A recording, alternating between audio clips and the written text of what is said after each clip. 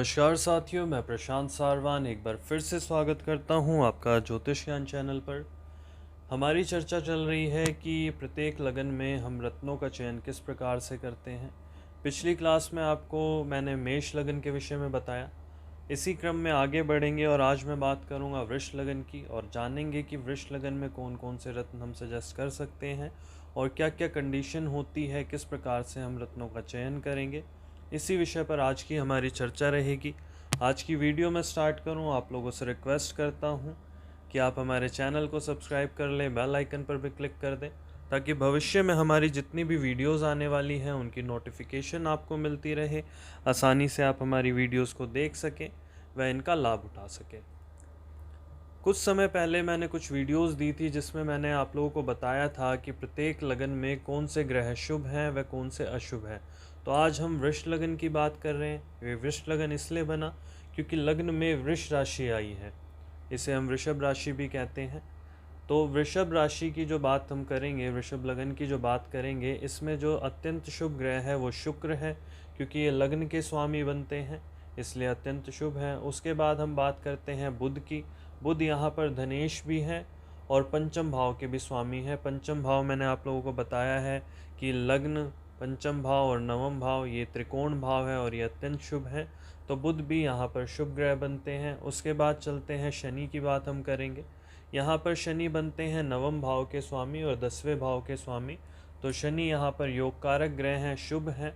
तो इसलिए हम इन तीनों ग्रह का रत्न इस लगन कुंडली में पहना सकते हैं, परंतु उसमें भी कुछ कंडीशंस होती हैं कि ग्रह किस भाव में गया है, कहाँ पर विराजमान है, उसके हिसाब से ही आप किसी जातक को रत्न सजेस्ट करेंगे।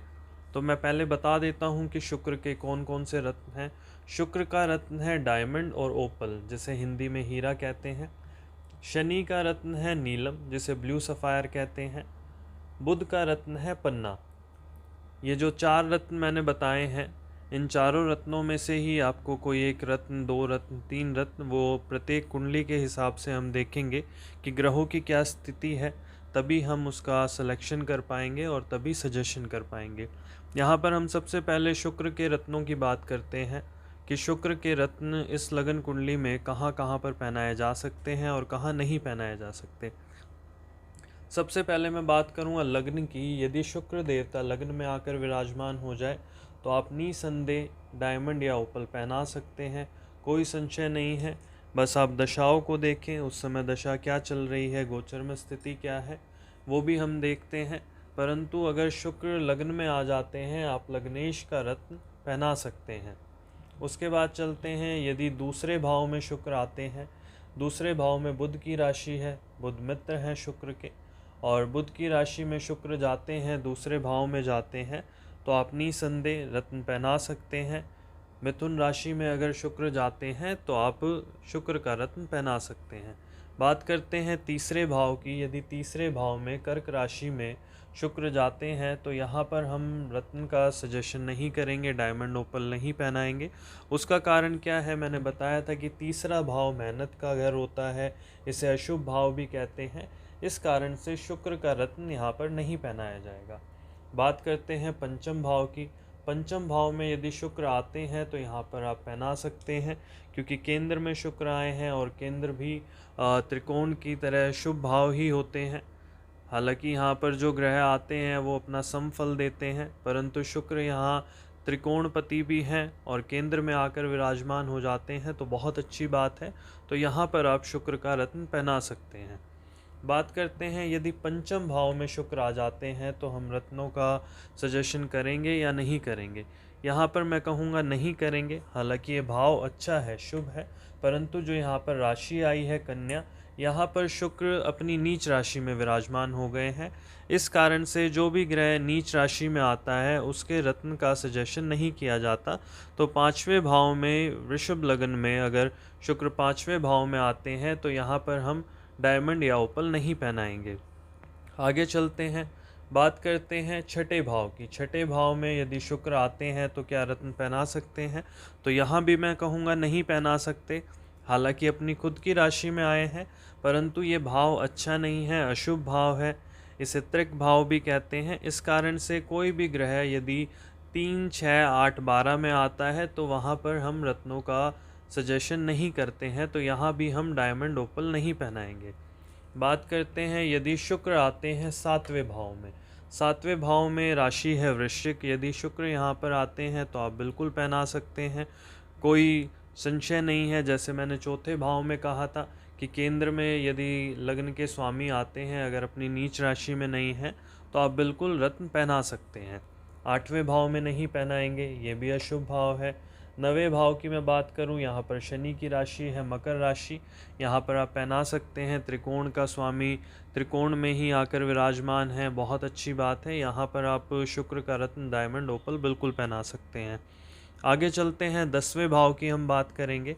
यहाँ कुंभ राशि है, ये भी शनि की राशि है। यहाँ पर यदि शुक्र आते हैं तब भी आप रत्न पहना सकते हैं। और आगे चलते हैं, यदि शुक्र आते हैं लाभ भाव में, जहाँ पर 12 नंबर लिखा हुआ है, ये धनु राशि है, माफ़ी चाहूँगा मीन राशि है, और मीन राशि में शुक्र अपनी उच्च राशि में होते हैं, लाभ भाव है, तो यहाँ पर भी आप शुक्र का रत्न पहना सकते हैं। बात करते हैं 12वें भाव की, जहाँ पर मेष राशि है, 1 नंबर लिखा है, शुक्र यदि यहाँ पर आते हैं तो यहाँ भी हम रत्न नहीं पहनाएंगे। कारण मैं बता चुका हूँ कि 3, 6, 8, 12 यहाँ पर कोई भी ग्रह आता है तो उसके रत्न हम नहीं पहनाएंगे। अब हम नीलम की और पन्ना की भी बात करते हैं, शनि के रत्न नीलम की और बुध के रत्न पन्ना की। जैसा कि मैं आपको बता चुका हूँ, मैं शॉर्ट में आपको कहता हूँ, यदि यहाँ पर आ जाते हैं शनि और बुध तो आप नहीं पहनाएंगे, यहाँ पर आते हैं शनि बुध तब भी नहीं पहनाएंगे। हालांकि यहाँ पर शनि अपनी उच्च राशि में है, परंतु ये भाव गलत है, तो यहाँ भी हम शनि का रत्न नहीं पहनाएंगे, ना ही बुध का पहनाएंगे। यदि यहाँ पर आते हैं शनि बुध तो यहाँ भी हम नीलम और पन्ना नहीं सजेस्ट करेंगे, क्योंकि ये भाव अच्छा नहीं है। आगे चलते हैं, यदि शनि बुध यहाँ पर आते हैं तो यहाँ भी हम नीलम नहीं पहनाएंगे। उसके अलावा कहाँ पहना सकते हैं, कहाँ नहीं पहना सकते? प्रथम भाव में यदि शनि और बुध हैं तो आप दोनों के रत्न सजेस्ट कर सकते हैं। द्वितीय भाव में है तब भी कर सकते हैं, चौथे भाव में है तब भी कर सकते हैं, 5वें भाव में भी पहना सकते हैं, 7वें में भी पहना सकते हैं, 8वें भाव में आते हैं तब भी आप पहना सकते हैं। माफ़ी चाहूँगा, 9वें भाव में आते हैं तब भी पहना सकते हैं, 8वें में नहीं पहनाना है। 10वें भाव में आते हैं शनि बुध, आप बिल्कुल पहना सकते हैं।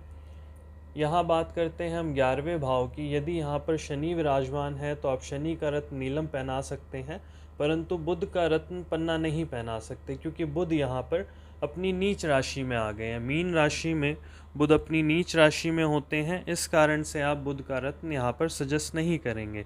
शनि मेष राशि में अपनी नीच राशि में होते हैं, यहाँ पर मेष राशि 12वें में है तो वैसे भी हम नहीं पहनाएंगे।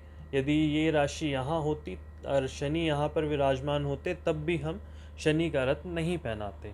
आशा करता हूँ आपको समझ में आया होगा। यदि कुछ नहीं समझ में आया तो आप मुझे कमेंट बॉक्स में लिख दें, मैं आपको वहीं पे रिप्लाई कर दूँगा, या फिर अगर मुझे लगता है कि अलग से कोई वीडियो बनानी चाहिए तो मैं उस टॉपिक पर वीडियो भी बना दूँगा। आशा करता हूँ आपको वीडियो हमारी अच्छी लगी होगी। यदि अच्छी लगी है तो आप लाइक किया करें, शेयर करें और कमेंट करके मुझे बताएं कि कैसी लगती है आपको हमारी वीडियो। आप हमारे चैनल को भी सब्सक्राइब कर लें ताकि हमारी जो वीडियोज़ आती रहें उनका आप लाभ उठा सकें। धन्यवाद।